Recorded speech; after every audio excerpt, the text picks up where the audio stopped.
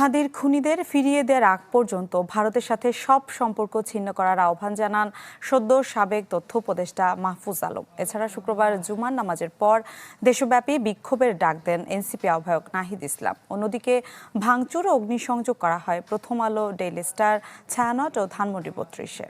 নতুন এবং ফিরে আসা গ্রাহকদের জন্য নগদে চলছে ক্যাশব্যাক সহ প্রতিদিন হাজারো উপহার জেতার সুযোগ। হবে আশা আর ফেরা, সারপ্রাইজ সেরা। জুলাই অভ্যুত্থানের অগ্রনায়ক শরীফ ওসমান হাদির মৃত্যুর খবর ছড়িয়ে পড়ার পরপরই ক্ষোভে উত্তাল গোটা দেশ। পাহাড় থেকে সমতল, হাদির জন্য রাজপথে সবাই। রাতেই রাজধানীর শাহবাগ, ঢাকা বিশ্ববিদ্যালয়ে বিক্ষোভ করে ছাত্র জনতা।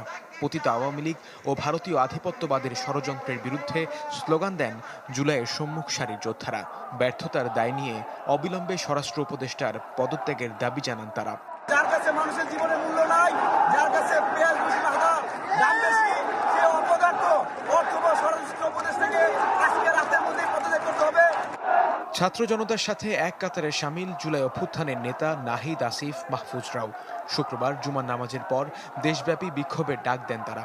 হাদির খুনিদের ফিরিয়ে দেওয়ার আগ পর্যন্ত ভারতের সঙ্গে সব সম্পর্ক ছিন্ন করার আহ্বান মাহফুজ আলমের।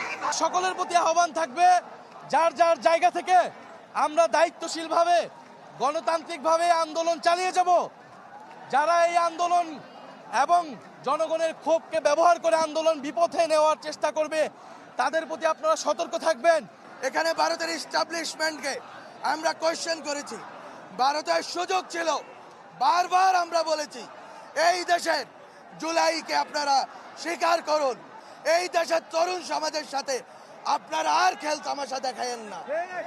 আপনারা এই গণতান্ত্রিক প্রক্রিয়ায় আজকে আমরা এক কঠিন সংকটময় পরিস্থিতিতে এসে পৌঁছাইছি। প্রতিবাদে নামেন বিভিন্ন ছাত্র সংগঠন ও ডাকসু নেতারাও। হত্যা করে আধিপত্য বিরোধী লড়াই বন্ধ করা যাবে না বলে হুঁশিয়ারি দেন তারা। প্রতিটি মসজিদ থেকে আগ্রাসনের বিরুদ্ধে, আধিপত্যবাদের বিরুদ্ধে আগামীকাল বিক্ষোভ মিছিল সমাবেশ আয়োজন করার জন্য আহ্বান করছি। আজকের আমাদের এই সমাবেশ, আমাদের প্রতিরোধ, আমাদের এই প্রতিবাদ জারি থাকবে ইনশাআল্লাহ। আমাদেরকে বোকা বানিয়ে এই দেশে আমাদের উপরে কালচারাল হিজিমনি চাপিয়ে দিয়ে ফ্যাসিবাদের দোসররা অনেক ঘোলাপানি করেছো, তোমরা সতর্ক হয়ে যাও। রাজধানীর উত্তরা মিরপুরেও চলে বিক্ষোভ। বন্ধ হয়ে যায় সড়ক। এক পর্যায়ে আগুন দেয়া হয় প্রথম আলো কার্যালয়ে। এর কিছু সময় পর আগুন দেয়া হয় ইংরেজি পত্রিকা দ্য ডেইলি স্টার কার্যালয়ে। আগুন ছড়িয়ে পড়লে